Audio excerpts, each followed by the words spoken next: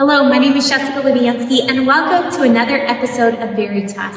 Today we are joined by Archdiocese of San Antonio Seminarian, Mr. Robert Shelton. Robert is from here in San Antonio, actually a little north in the Helotes area.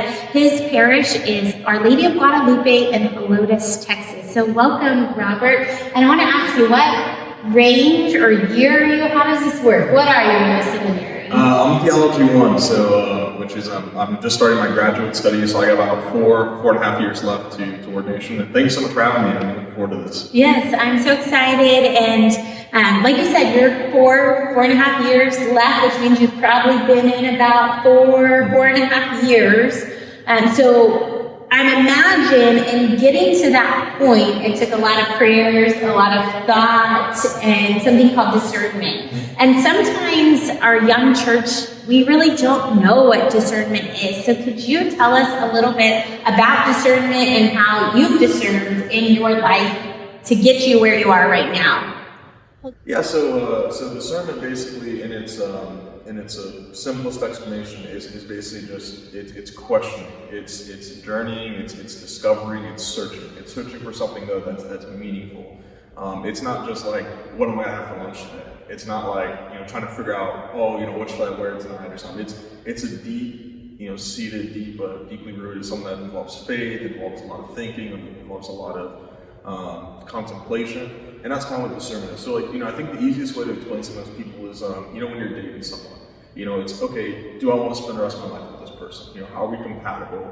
What do I like about this person? It's things like that. And so when you kind of apply that kind of thinking logic, that's the same kind of way we apply discernment, especially in the faith, especially for those called, for us called vocations, in religious life and the priesthood and so on, is is God calling me to this? Is this something that He wants from me? Is this something that I want for myself? Something I recognize in myself? And it's taking it takes years, years and years. And the church has realized that over centuries that it's not just a whim of a thing. It's not just I want to do this and wake up tomorrow and you're gonna be a priest or a nun or religious. It takes years to really make sure that this is for you. In the same way dating is, and typically when you date someone, it's you date them for a while, and then you're engaged and you're married. I think the average is, year to 3 years when people meet till they get married. It's the same kind of concept. It's the same idea. And for those, I think, most of us have, I was before I was in seminary, I dated, so I understand the principle. And so that's kind of what it is. And it's taking those thoughts, those concerns, those questions to God and praying over them. And God, as we know from our faith, doesn't speak in gushes of wind or in a burning bush to all of us. So, it takes time, and because He wants us to use our own free will that He's given us to make sure that this is something that we want. And that's kind of, I think, in the basic way that I can explain discernment. Yeah, St. John Paul II has a quote, and this isn't verbatim, you can look it up, but he talks about that choosing a vocation is life-changing, and it's astonishing, and I know that it uses the word astonishing. It's astonishing to see the way God leads your innermost self, and so that's what discernment really is having a chance to listen to that inner self and to God within us and not doing all the talking, and like you said, do a lot of deep prayer and praying to find our vocation. So your vocation story, I know, is not complete yet. You are not ordained a priest. You're still discerning. God willing, you will be ordained in a few years. But how did you first begin this process, and how did you feel called to even try the seminary and explore this vocational path for your life? Yeah, I think it goes back to that kind of astonishing change of allowing our inner self to kind of speak. When I was in high school, middle school, and grew up in a military family, and it was always kind of the expectation that my brothers and I would all enter the military. It was family tradition has gone back for since the revolution here in the United States, and so my brother did that, my older brother did that, and when it got to me, I was thinking about that heavily in high school. Of course, this is before I was fat, back when I was still fit and played football and rugby. And so I was sitting there, and I was, when I was in high school, I was applying for colleges, and so I was about to go to Texas Tech, and I started thinking, what do I want to do with my life? So now I got to pick a major. I just know I want to be an officer.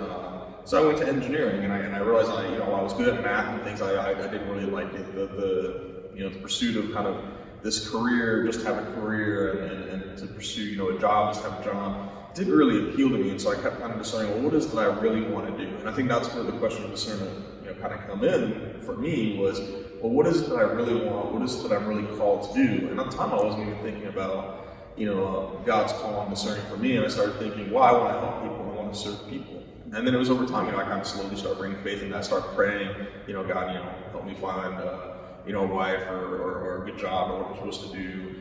And, then he answered in a way I didn't expect. and as a priest once told me at a retreat is the most dangerous thing we can do in life is pray and ask God for things, because he will surprise us with the answers.